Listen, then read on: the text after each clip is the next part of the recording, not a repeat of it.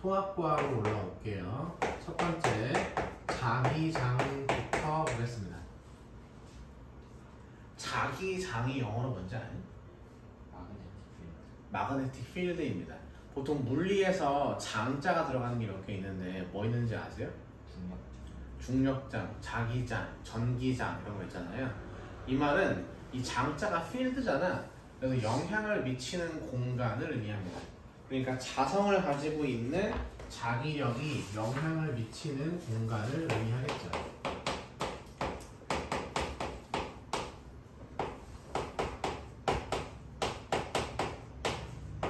그럼 질문. 자기장이 영향을 미치는 공간이라고 하는 것은 꼭 붙어 있어야 됩니까? 아니면 떨어져 있어도 가능합니까? 마치 롤에서 아무 궁 마냥 그 장판 위에 있으면 다 마비 걸리듯이 그 영역 안에 있으면 다 영향을 받는 거거든요. 그럼 떨어져 있어도 괜찮은 거네요. 그렇지? 굳이 붙어 있진 않아도 됩니다. 다음. 그럼 자기력의 종류가 크게 두 종류가 있는데 자기력에는 크게 무슨 종류가 있을까?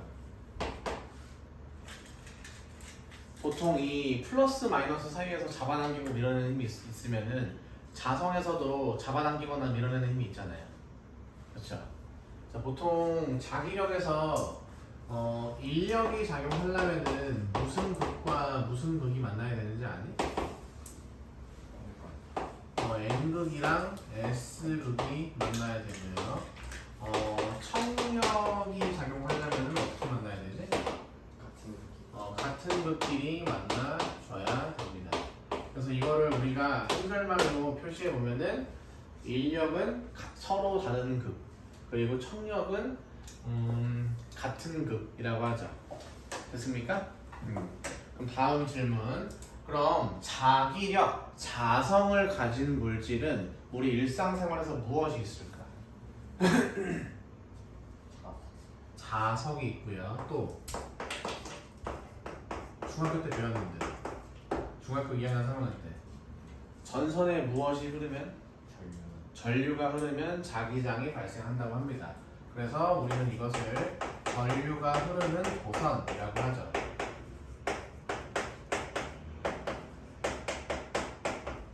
자석 주변과 전류가 흐르는 도선 주변에서 자기장이 발생합니다. 됐니? 그럼 질문. 이 자기장이라고 하는 건 눈에 보인다, 안 보인다? 안 보인다. 그래서 자기장을 보이게 하기 위해서 어떻게 합니까? 철가루를 뿌려주죠. 자, 막대 자석 하나 뿌려보도록 합시다.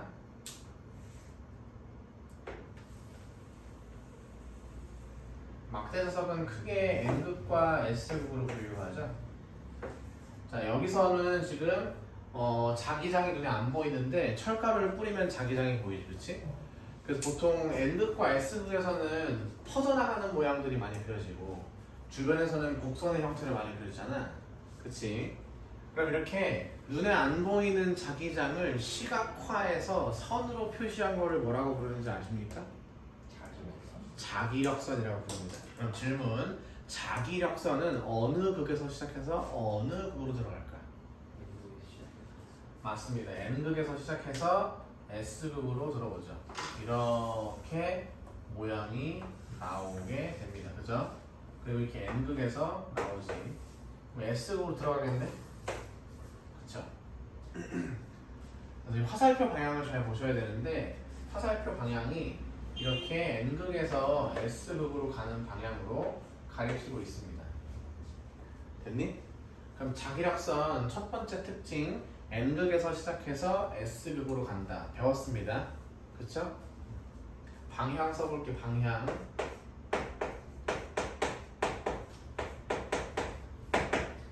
보통 방향을 기준으로 어떻게 잡아주냐면은 나침반에서 N극이 가리키는 방향을 의미합니다.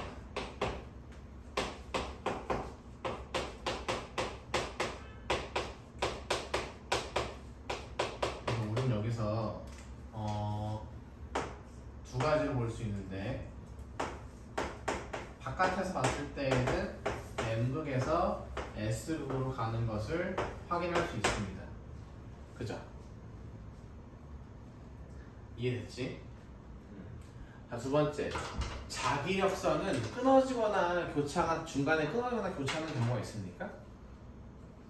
네, 없습니다. 이것도 그런 특징이고요. 세 번째, 자기력선 특징 중 이런 게 있습니다.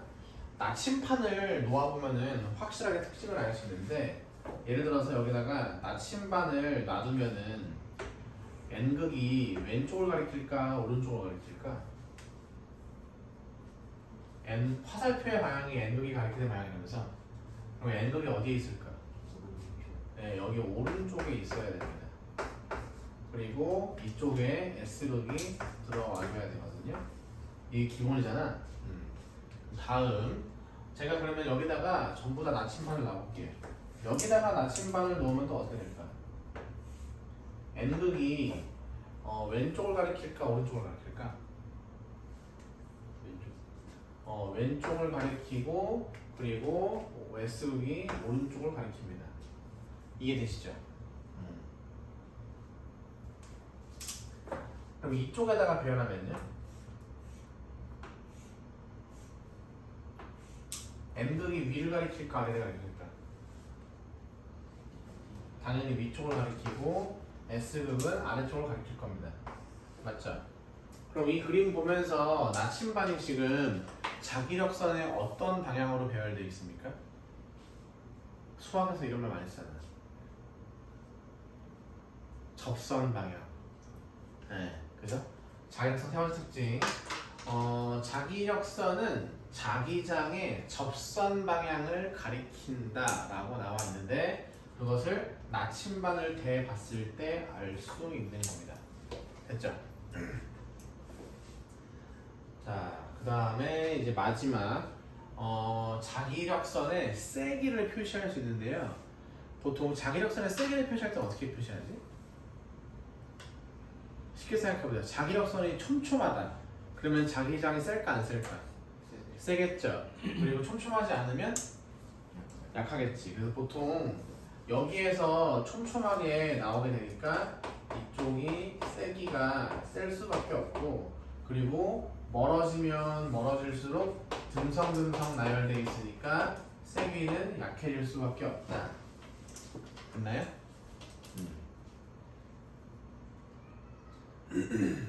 이해되시죠? 자, 하나 더 합시다. 아까 제가 이런 말을 썼습니다. 자기력선은 끊기지 않는다면서요. 근데 이 그림상에서 끊기고 있지 않니? 보시면 N극에서 S극으로 나오고 있는데 이 S극과 N극 사이는 끊겨 있잖아.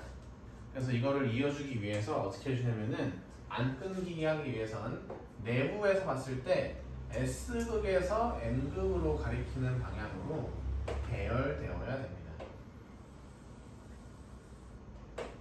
이해되시겠죠?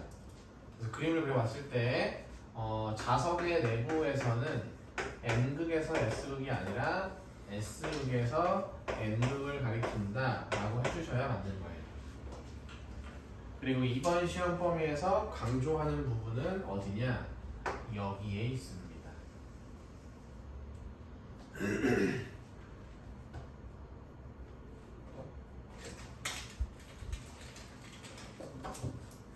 이해하셨죠? 자, 그럼 두 번째 보겠습니다. 이번엔 세기를 배울 건데요. 자기장의 세기를 표시하는 방법을 좀 배우려고 합니다. 자기력선의 세기를 표현하는 방법으로 이 한글말로 어려운 말을 쓰는데 자기력선 속밀도라고 하거든요. 들어보신 적 있으세요? 이 속자가 한자로 표시해보면은 묶을 속자입니다. 묶을 속자. 그래서 자기력선이 묶음으로 되어 있다, 다발로 되어 있다는 거거든요.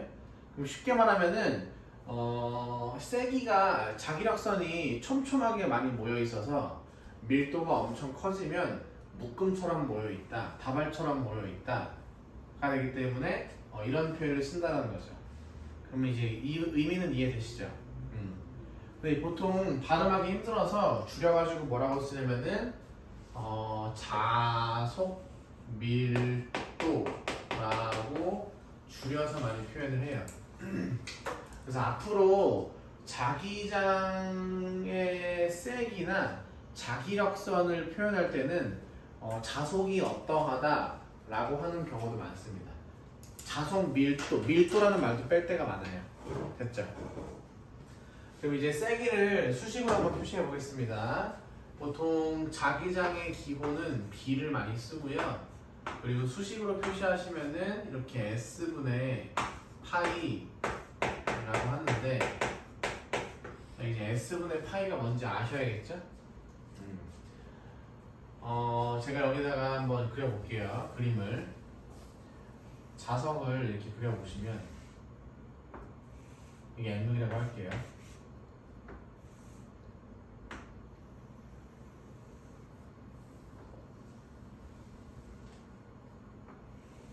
자, N극에서 자기력선이 나온다면서? 맞지? 그럼 이 면적에서 자기력선이 나오는 거잖아요. 그쵸? 그럼 여기는 지금 자기장이 나오는 곳이니까 자속 밀도가 엄청 클 겁니다. 셀 겁니다. 자기력선이 엄청 많이 나올 거예요. 맞죠? 그럼 이 중에서 이제 그 밀도를 어떻게 표시하냐면은 면적 S에서 면적 S분의 자기력선의 총 개수를 의미하는 파이를 쓴다는 거죠. 네. 자기력선의 개수, 전체 개수입니다. 그래서 이거를 우리가 이렇게 파이라고 해요. 이건 소문자고 대문자로 쓰면은 보통 이렇게 쓰기도 합니다. 이렇게. 그래서 정식 명칭은 단위 면적을 통과하는 자속의 개수, 자기력선의 개수, 또는 수직 단면적을 통과하는 자기력선의 개수 이렇게 표시합니다. 이해되시겠어요? 수직 단면적을 통과하는 자기력선의 개수.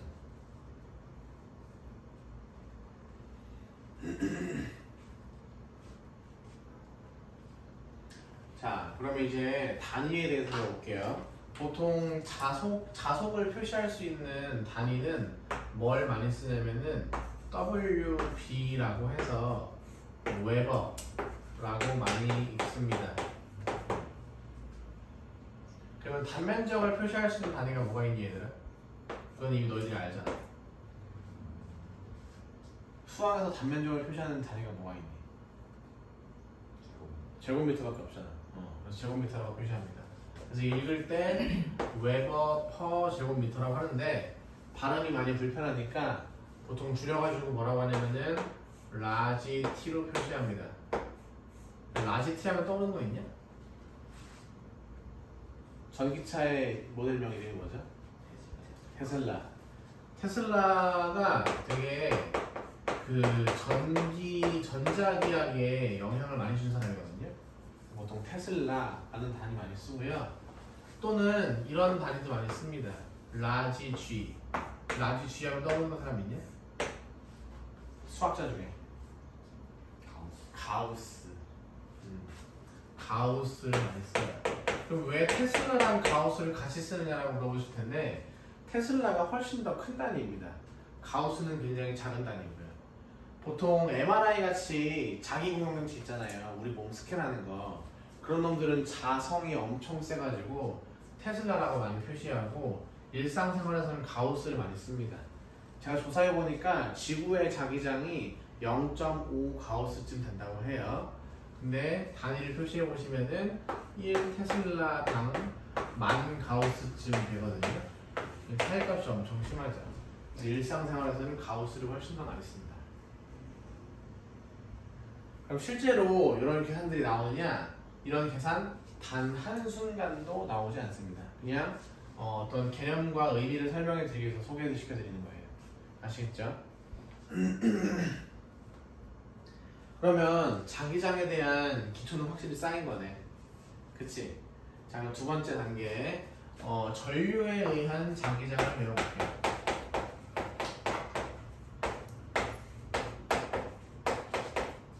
제가 중학교 2학년, 3학년 과정 보니까 전류에 의해서 생기는 자기장이 나오더라고. 1820년도에 웨르스테드라는 과학자가 있었는데 이 양반이 교수거든요, 교수. 근데 이 양반이 그 전선에 흐르는 전류에 대해서 설명하고 있었는데 하필이면 근처에다가 나침반을 놔둔 거야. 전류가 흐르니까 나침반이 움직이면서 반응하는 걸 봅니다. 그래서 전류에 의해서 자기장이 형성될 수 있구나. 플러스 마이너스 전하를 가진 애가 N극과 S극을 일으키는구나. 완전 다른 성질이잖아. 근데 일으킨다는 걸 알아야 됩니다. 그래서 이걸 토대로 해가지고 그때부터 전자기학이 막 발전되는데 2년 후에 나오는 게 여러분이 한 번쯤 들어봤을 법한 앙페르의 법칙입니다. 들어보셨어요 혹시? 오른손 법칙 기억나요? 점검 좀 해볼게. 오른손에서 엄지가 가리키는 방향이랑 내 손가락이 가리키는 방향이 되게 중요하거든요. 엄지가 뭘 가리키는 걸까? 이게 전류의 방향을 의미하고요. 그리고 내 손가락이 자기장의 방향을 의미합니다. 아시겠죠? 그래서 이제 제가 이 앙페르의 법칙을 통해서 전류에 의한 자기장을 설명해 볼게요. 혹시 앙페르가 영국 식발음으로 뭐라고 하는지 아니? 암페어. 전류의 단위가 암페어잖아. 프랑스 말로는 앙페르, 영국식으로는 암페어라고 합니다. 해볼게요. 지금 배우는 거는 다 중학교 내용인데 한 번쯤은 다 복습할 필요가 있어가지고 설명드리는 거야. 직선 노선이 이렇게 있습니다. 직선 노선에서 이쪽 방향으로 전류 I가 흐르고 있다고 합시다. 보통 전류의 기호는 I를 많이 쓰죠. 자, 그럼 봐봐. 앙페르의 법칙, 오른손의 법칙, 오른 나사의 법칙 여러 가지로 쓰이는데 이렇게 손을 대봐 이렇게. 그럼 느낌이 오잖아, 얘들아. 봐봐. 내 손가락이 칠판면을 파고 들어가자. 그리고 다시 칠판면 바깥으로 튀어나오자. 이해되시겠어요? 그럼 자기장의 방향은 이렇게 잡아야 되는 거다. 이렇게 전선을 중심으로 해서 이렇게 동심원 모양이 나와줘야 되는 거예요. 이해되겠지? 그럼 방향은 이렇게 잡혀야 되는 겁니다. 동심원이 뭔지 알아? 동심원. 중심 같은. 중심이 같은 원을 동심원이라고 하거든요. 그럼 질문. 제가 아까 자기장의 원인이 되는 곳에서는 자속이 세다고 했잖아. 그럼 여기는 도선에 가까울수록 자기장이 셀까 안 셀까? 세겠죠. 멀어지면 멀어질수록 약해지니까 실제로 제대로 그렸을 때에는 그 근처는 촘촘히 그리고 멀어질수록 듬성듬성 그리는 것이 맞습니다. 됐어요? 여기서 지금 자기장 B가 형성되고 있음을 알게 된 거죠. 이거를 수식으로도 표시할 수 있는데 수식으로 표시해보면 다음과 같습니다. 자기장 B는 K 프라임 곱하기 R분의 I라고 표시하거든요. 질문. 여기서 이 K가 의미하는 게 뭘까요? 번호가 뭐겠냐? 우리 수학에서 이렇게 K 붙으면 뭐냐? 비례상수 의미하잖아. 비례상수라고 생각하시면 되고, 그 다음에 여기 R은 뭐냐면 직선노선과의 거리입니다. 다른 말로는 반지름이라고 해도 괜찮고, 아니면 직선노선과의 거리라고 보시면 되겠고, I는 당연히 전류의 세기겠죠.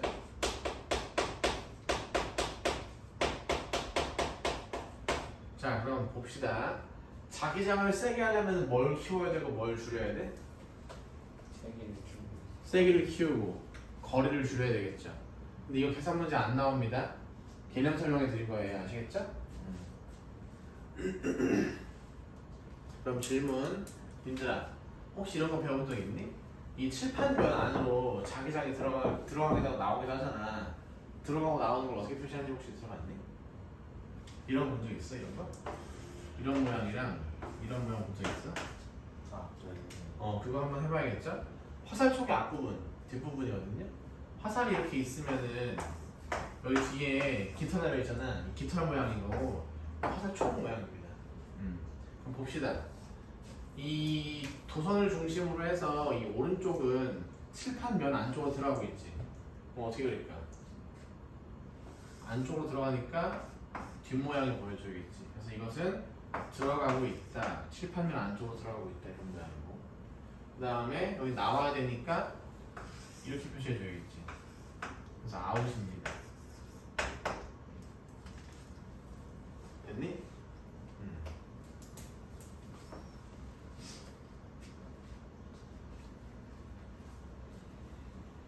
지워도 돼? 자, 다음 단계 직선 도선을 넘어가면은 이제 원형 도선이 나와줘야 되거든요. 원형 도선.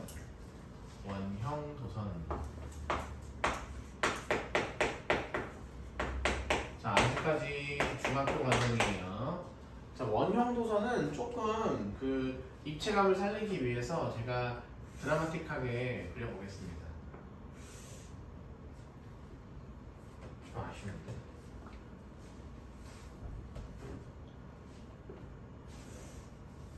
이쯤 그리면 되나? 자, 지금 그리는 거는 정사각형 또는 직사각형인데 사다리꼴 모양으로 보이는 이유는 제가 좀 입체감을 살리기 위해서 원근각을 좀 잡아줬습니다. 지금 판이 있다고 할게요. 판. 요 판 위에다가 원형 도선을 표시해 볼게요. 이렇게. 이렇게 표시해 보겠습니다.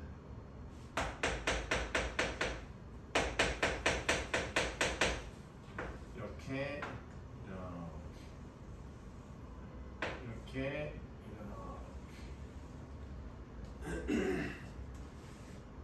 됐니? 느낌 오시죠? 어떤 느낌인지? 여기 밑에서 밑에서 올라오는 거죠. 전류의 방향은 이렇게 잡겠습니다.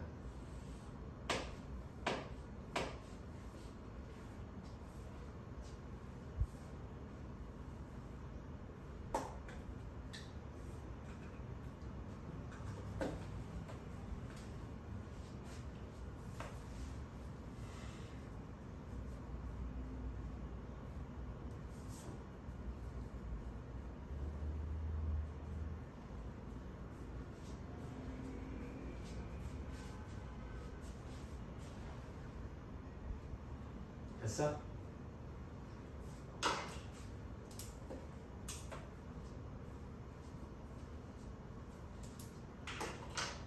자, 가볼게. 야, 도선에다가 지금 전기를 이렇게 흘리면은 이게 이렇게 갈 거 아니냐? 그쵸? 그럼 전류가 이렇게 흐르고 전류가 이렇게 흐르겠네요. 그리고 이렇게 나와줘야 되겠지. 그냥 쓰지 말자. 느낌 잡았죠? 자, 봅시다. 이제 오른손 대보시는 거예요. 봐봐. 여기다 오른손 대봐 이렇게. 그럼 이게 감기잖아요. 이렇게 들어갔다가 나오잖아요. 그럼 지금 자기장이 어떻게 생겨야겠어? 이렇게 생겨야 되지 않겠니? 근데 방향은 이쪽으로 잡아주셔야겠죠. 그죠? 그 여기는 어떠니? 얘는 어떠니? 이 상황에서는 이렇게 들어갔다가 나와주셔야겠죠. 그러면 지금 방향이 요렇게 될 텐데 이렇게 되겠네요. 자, 한 번 좀만 더 봐봐. 여기는 어때? 여기는 이렇게 되잖아. 그럼 바깥으로 튀어나와줘야겠네. 그러면 그림을 그릴 때 이렇게 그리시고 이쪽으로 표시해 주셔야겠습니다. 맞죠? 자, 그럼 질문. 여기에서 지금 자기장이 모이는 곳이 어디입니까?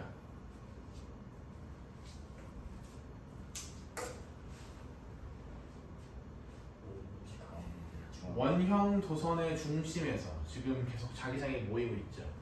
그쵸? 그럼 보시면 이게 지금 원근감을 살리기 위해서 그린 건데 이게 이 판이 이렇게 칠판면 바깥으로 나와 있다고 생각하시고 원형 도선이 있다고 보시면 전부 다 자기장이 칠판면 안쪽으로 들어가고 있는 거 보이시죠? 느껴지세요? 그럼 여기서는 신기하게도 자기장이 안쪽으로 다 모이겠네. 그지? 그래서 지금 안쪽으로 모여서 각은 가는 방향인데요. 그래서 지금 보시면 안쪽으로 모입니다. 이렇게.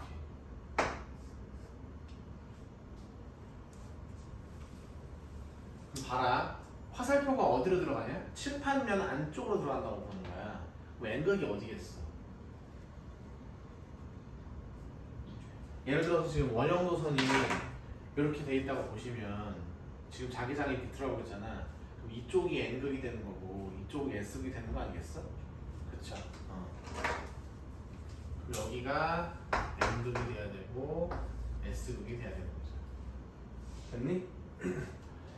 근데 이 그림을 잘 관찰해 보시면은 특징적인 부분이 있는데 오른손을 그냥 이렇게 돼도 마치 괜찮을 것 같습니다. 지금 내 손가락이 전류가 감기는 방향이 되는 거고 이 엄지손가락이 N극을 가리키는 방향이 되잖아요. 무슨 말이냐? 앙페르의 법칙을 이용을 해서 원형도선의 특징을 살펴보니까 지금 엄지와 검지의 순서가 바뀌었습니다. 전류의 방향, 자기장의 방향이었는데 자기장의 방향이 되고 전류의 방향이 되잖아요. 이해하실 수 있겠어요? 여기서는 특징적인 부분이 있다. 자, 한번 써볼게요.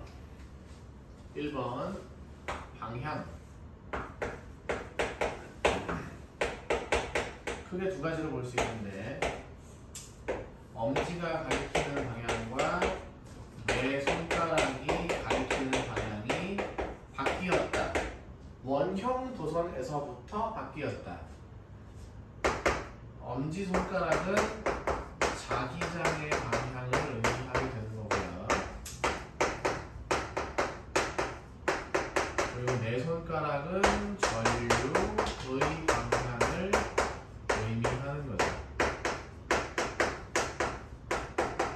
여기서 바뀌는 겁니다.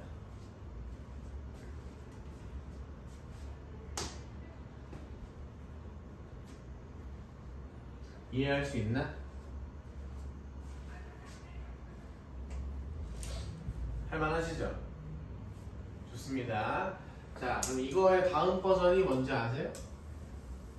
3번 코일이라고 부르죠. 솔레노이드라고 부르기도 하고 여기까지가 중학교 3학년 내용입니다. 코일, 솔레노이드의 기본을 배우는 게 중학교 3학년까지의 기본 과정인데 이것도 한번 그려볼게요.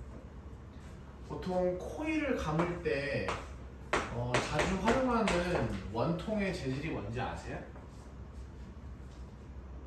일반적인 원통을 그냥 쓰셔도 되는데 진짜로 제대로 만들고 싶으시면은 철심을 이용하면 좋습니다.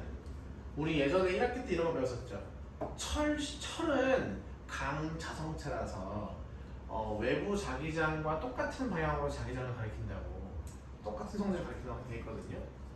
그래서 보통 철심을 이용하면은 되게 정말 좋은 코일을 만들 수 있어요. 보통 그냥 철심이라고 안 나와 있고 원통이라고만 나와 있으니까 그 부분은 걱정하지 마시고.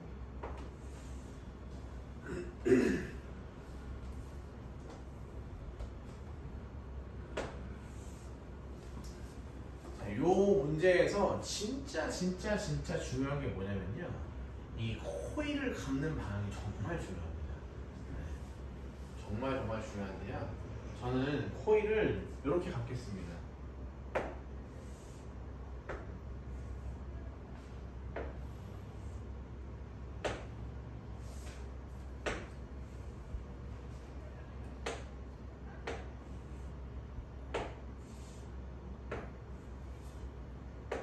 이렇게 감을게요. 그림 이해되세요?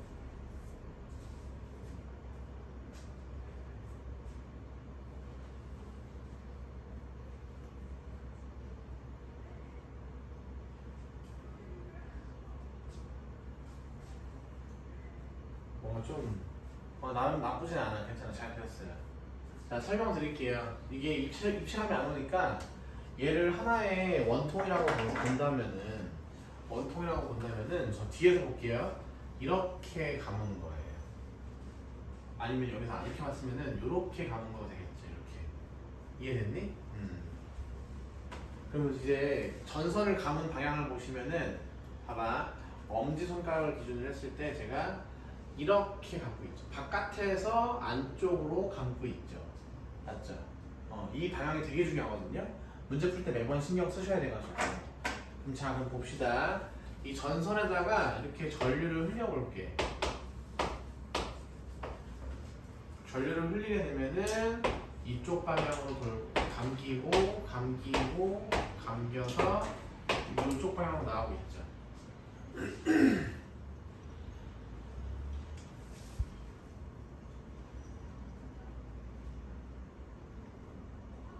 됐니? 그럼 가자, 얘들아. 제가 아까 원형 도선에서는 내 손가락이 뭘 의미한다고요? 전류. 이게 자기장이었잖아. 대보라고 이렇게. 전류가 지금 원통을 이렇게 감고 있잖아. 그럼 엄지가 어디를 가리키니? 그러니까 자기장이 어떻게 형성돼야 되느냐? 이 코일의 중심을 통과하는 방향으로 해서 만들어져야 된다는 거죠. 그래서 이쪽이 자기장 B가 됩니다. 됐어? 그래서 그러면 얘는 자기력선은 끊기지 않아야 되니까 이런 식으로 나가줘야 되겠죠?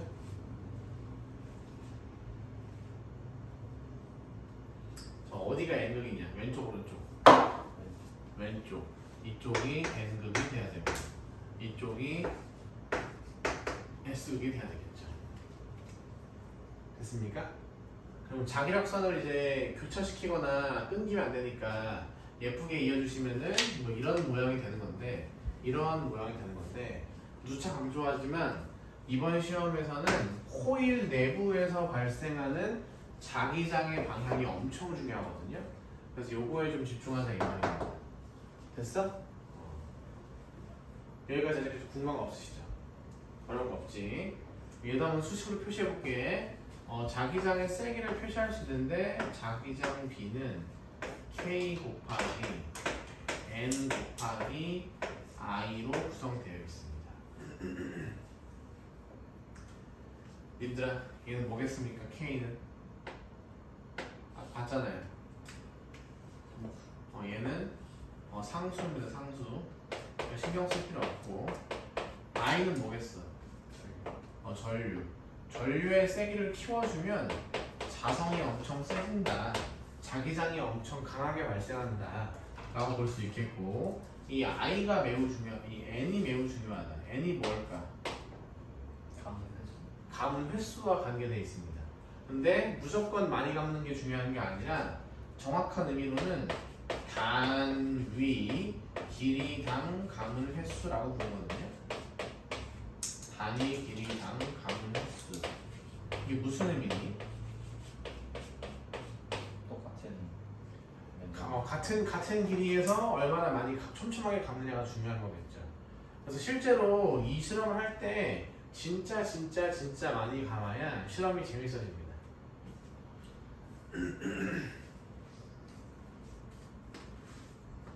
됐니?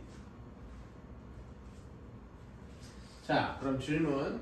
여러분, 이 코일은 전류를 흘려야만이 전기가 통하지 않습니까?